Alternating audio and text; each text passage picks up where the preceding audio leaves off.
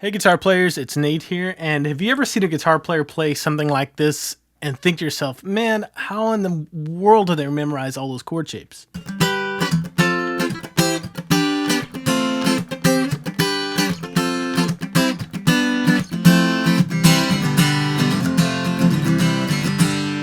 Well, in this video, I wanted to teach you 20 ways to play the exact same chord, just so you can be as versatile as possible when it comes to your rhythm and actually your lead guitar playing too.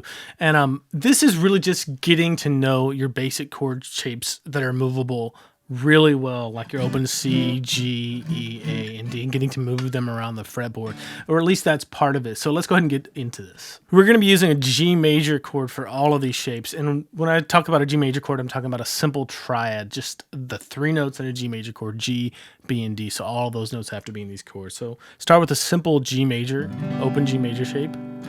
That'll be your first one.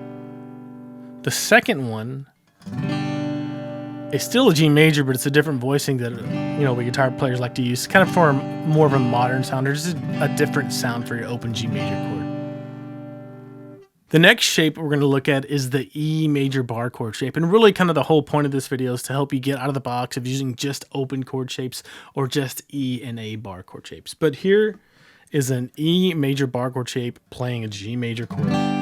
And for this, all you do is take your open E major and move the root notes up, which is the low E string, or at least that's going to be our reference point, until you get to a G, which is on the 3rd fret of the 6th string. Next shape uses the open D shape, and it's the same idea. You're just going to take your open D and move it up until your root notes land on a G. And to do that, I just make my D with my 2nd, 3rd, and 4th fingers, and use my index finger as kind of a movable nut, and it ends up with that root note on the D string on the 5th fret for a G major chord using a D shape. C major shape is next, and all you have to do again is move your C shape up, your open C, to where you can find the root notes. And I again make it with your 2nd, 3rd, and 4th fingers, and then just move it up. And there's a G right there on the 10th fret of the A string, and that's where I would plant that to play a G major chord using the C shape. A major shape next. Same thing, make an A major and move it up to where your root notes are on a G. Your bar will be on the 10th fret. And that's how you make a G major chord using the A shape. And this is a little tight up here, so I'd probably switch over to like the double bar kind of thing. And that's it for your basic, fundamental, movable kind of open chord shapes. If I take my G and go back to my G, I end up all the way up here, 1 octave higher than where I started. Now what we're going to do is take these 5 kind of core fundamental shapes and break them apart into smaller pieces up and down the fretboard. And that's what you see a lot of players playing when you're like, man, I don't recognize that chord shape like this. You may not recognize this as part of a C chord. So let's go back down to our open G chord and start looking at these little partial shapes. Okay, remember all you need to make a G major chord is G, B, and D, a G major triad. So if you want to make a root position triad, all you really have to do is take your G shape and play just the bottom 3 strings, and you get G, B, and D. So you don't have to play the whole shape. You can play just this for a different sound or a different voicing. Same thing, the next shape takes the root out of the bottom and puts the 3rd in the bottom. Still playing just G, B, and D, but we have the 3rd on the bottom of 1st inversion triad, so B, D, and then G on top. And then the last kind of shape for this G shape, or partial shape for this G shape, is this right here. And you have your D in the bottom. So it's a 2nd inversion triad, and you have D, G, your B is here, and you can throw another G on top if you want. In case you don't want to play this full voicing, play just the top 3 or 4 strings there. But if you want to get all G's, B's, and D's there, you have to have all 4, because you're doubling up on G's here. Let's move on to the E major bar chord shape, playing a G, and kind of break this one apart to get some different voicings too. You can play just the bottom 4 strings, and you'll still have G's, B's, and D's. That way you don't have to make an entire bar as well. In order to give you a little bit different sound, instead of the whole kind of bright and cheery top there, you can get just the bottom. So that's a root position G major. And then if you want a 1st inversion G major, just B, D, and G. There's another shape for that, but I'm still thinking about this shape right here, or visualizing it. And if you want a 2nd inversion, just those 3 notes, check this out. This is really cool. You can play just your E shape, and you end up with D, G, and B.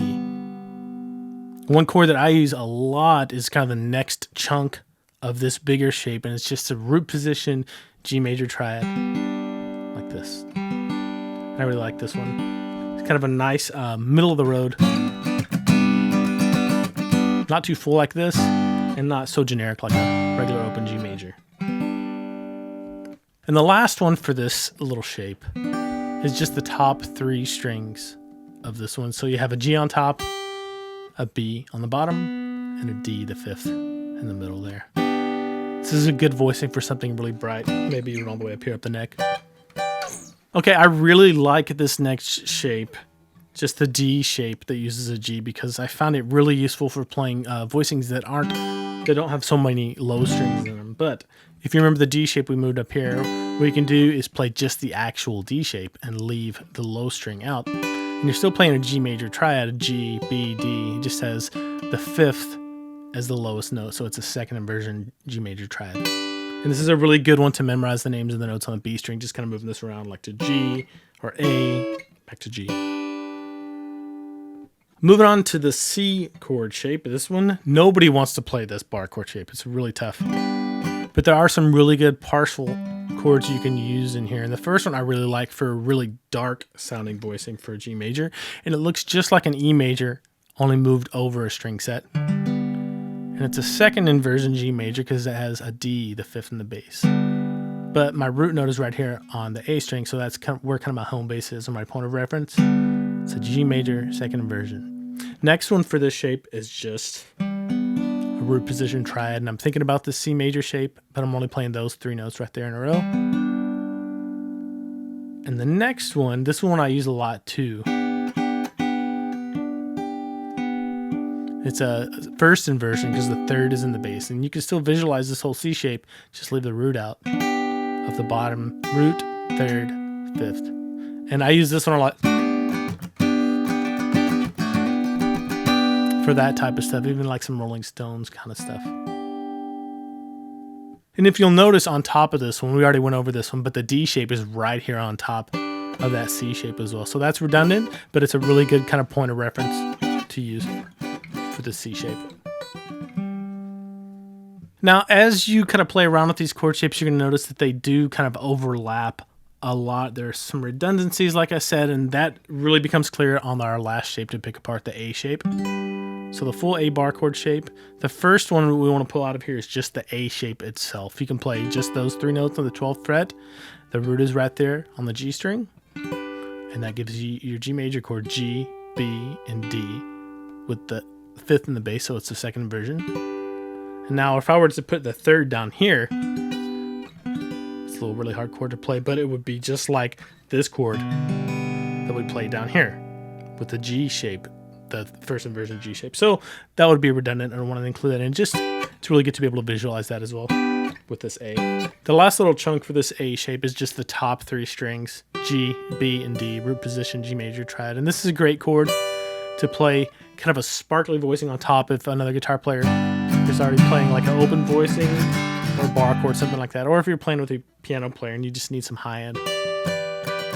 So you may be thinking, Nate, that's a lot of stuff to remember. The key to it is just to realize that the 5 main major chord voicings are all that you really need to think about. And you probably already know them if you've been playing guitar for a while. All you have to do is get used to visualizing them up and down the fretboard. So take one chord like this G and move all those shapes around. Maybe this week, maybe next week, take another chord like an A and move all those shapes around to the A locations. And eventually you'll get to where you're memorizing the fretboard better. It's blossoming open into a whole new world, a whole new world. And then you'll be able to play triads and chord voicings for major or minor chords the more you work on this anywhere you want on the fretboard. So are there one of these shapes that you struggle with? I know for the longest time for me, playing this D chord shape and moving that around was really tough to go right to. But it's just like anything else on guitar, man. Just think back to when you were learning your open C major chord. It took a while to get that down. It's going to take a while to get that down too. Let me know in the comments below. Don't forget to like and subscribe, and I'll see you later.